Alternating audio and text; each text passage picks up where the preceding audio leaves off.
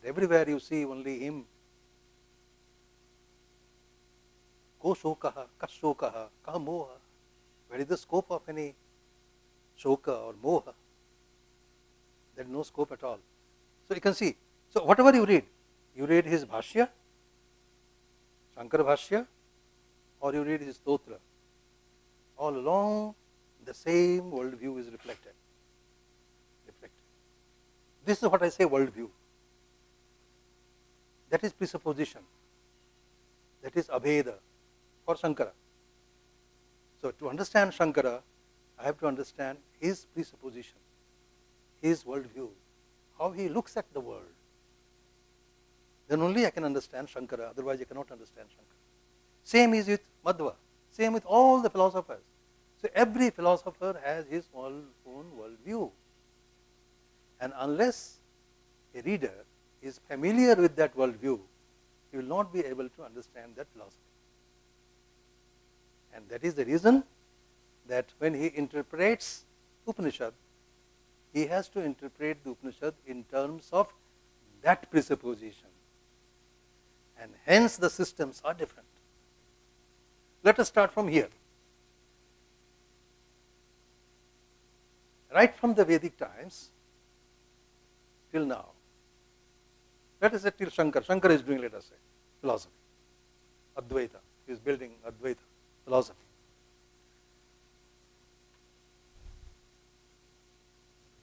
From Vedic time onwards,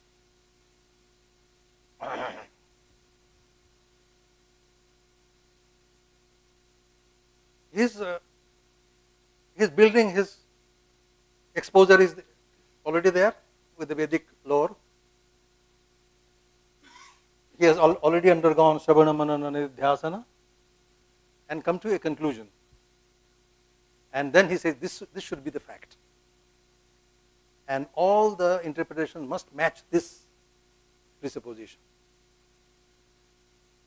So, the first thing that he observes that we are in a plural world of plurality. In plurality, everything is different. The flower is not the fruit is not leaf is not branch is not tree. You see? Each and every atom is different. Everything is different. This is the world in which we are living. Let us say Shankara is living. This Bheda, this is Bheda, the difference, the world of difference. Now if he has to establish Abheda, if he has to establish Abheda, what should he do? Can he deny the difference immediately? He cannot deny. When he needs water, then milk should not be given to him. When he needs milk, then water should not be given to him. So the milk and water should be different.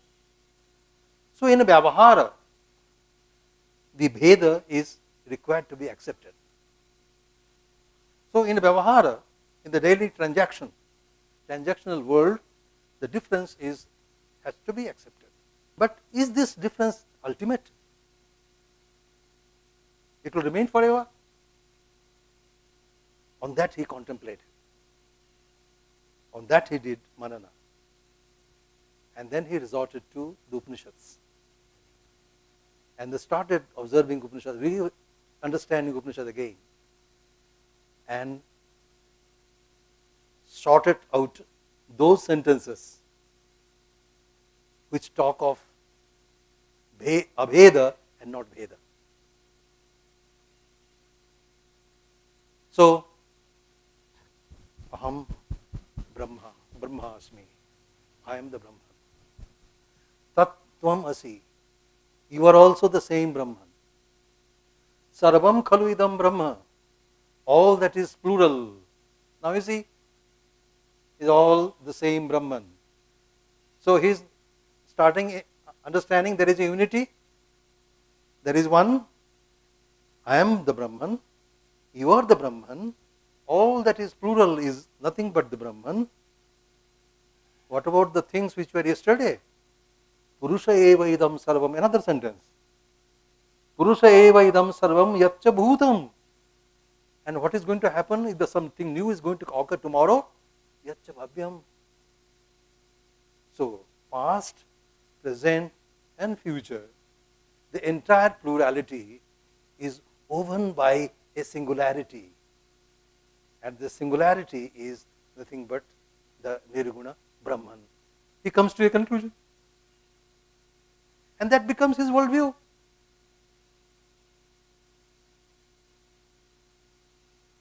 In this way, you will find that there are sentences which demonstrate that the reality is indivisible, as Shankara has done. But there are sentences in the Upanishad which say that there is a reality, ultimate reality, but that reality is divisible. In other words, Saguna Brahman. So somebody posits Saguna Brahman, somebody posits Nirguna Brahman. This become the worldviews. And along with the worldviews, you have to try to understand his system. And unless you understand his worldview, you cannot understand his system at all. So, right from the Vedic times, through the Upanishads, when you just go through the text, there are two answers to this question. What is the source of this plurality? The source of the plurality, some have said, is one.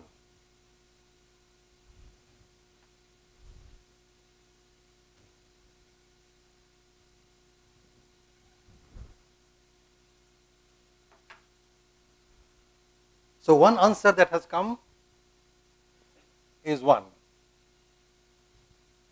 So one is the source of plurality. One answer. Another answer has been given, no. Source of plurality is plurality, it's many. Now if you take these two as variables, let us say, two variables, how many possibilities you will have? 4. So a very rough algebra I am using. I say plus 1 minus many, plus 1 plus many, minus many plus 1. Am I right? Sorry. What I am doing is, I am not minus 1 plus many, then minus 1, what should I do? Minus 1 I have done. So plus 1, and that already done. Then fourth one, plus 1 minus many, plus 1 plus many, plus 1 plus many, and minus 1 minus many. I think these four combinations we can have. Is it okay? Plus 1 plus many, plus 1 minus many, minus 1 plus many, and minus 1 minus many. I will explaining. I'm trying to simplify the whole thing to communicate with you in an easier way. Now, I want to read. Now, let me read like this. Then you will understand better. When I say plus 1 plus many, this many is the realm of my experience. This is the world of my experience. These are all, I don't need any proof. I experience the world with plurality. The world is plural. Even for Shankara, the world is plural. Plural. So the many, now what could be the source? The source, someone says that one has become many. So let us write like this. Let us read plus one plus many like that. That one has become many.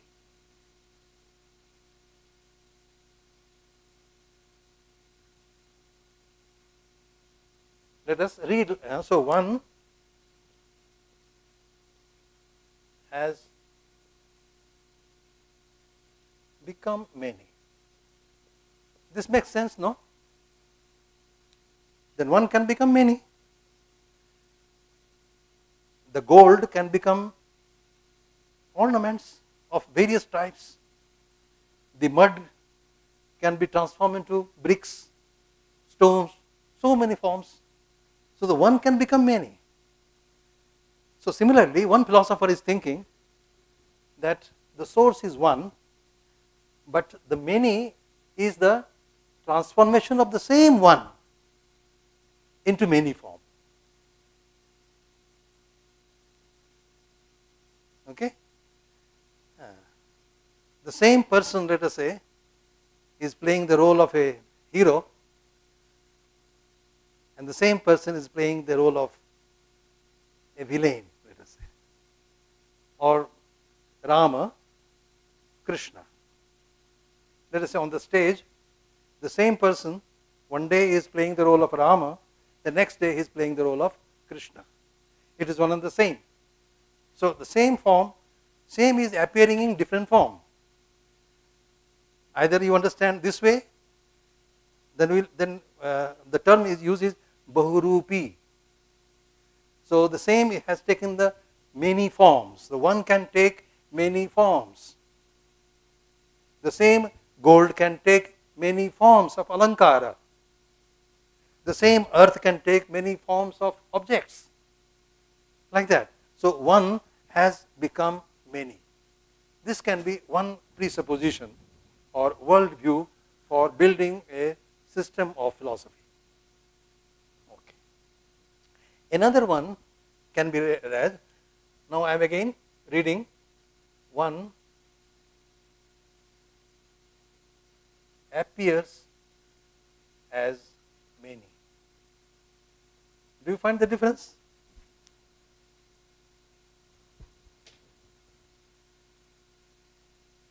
I said one has become many, and I say one appears many. In reality it is one, but in appearance it is many. So the many is not real. One alone is real. You see? And the many is an appearance. So is you see the distinction between appearance and becoming. When I say becoming, the reality of many is maintained. So one is also real, many also real. Source is one, I agree. But that one has become many. How can many become false? If it has become one, itself has become many, then the many should also be real. Satya, true. This is the first presupposition, first worldview. Second worldview says, no. In reality, one is real. Ultimately. But in appearance, what is plural in the mundane world is just an appearance. Appearance is unreal. Brahma Satyam, Jagan Mithya. You see?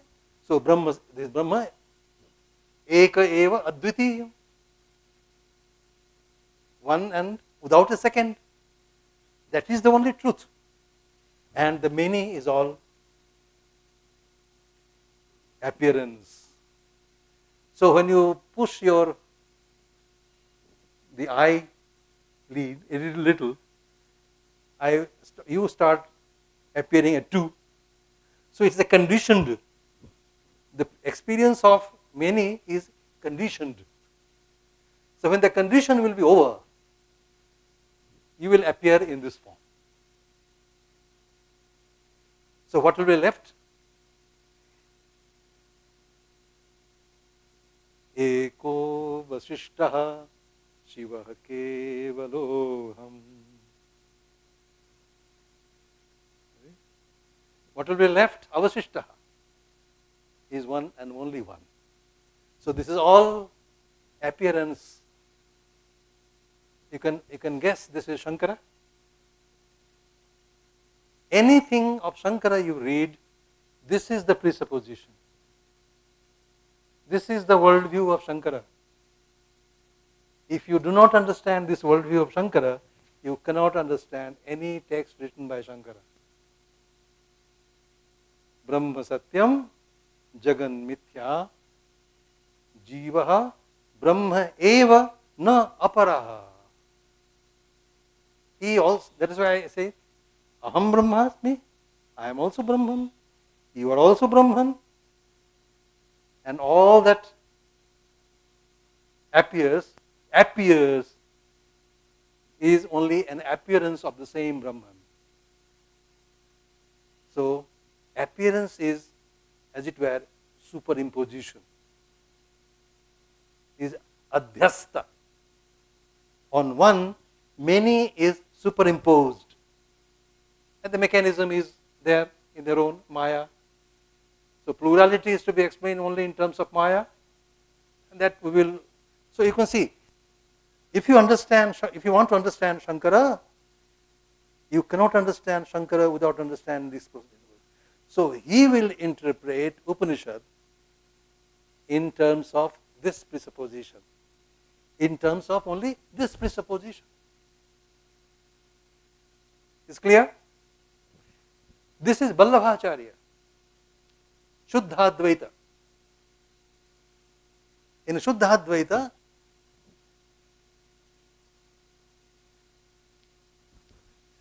the plurality is Brahma Parinama. The one has become many. Gold has become an ornament. So gold also is real. Ornament also is equal. So there is no question of appearance.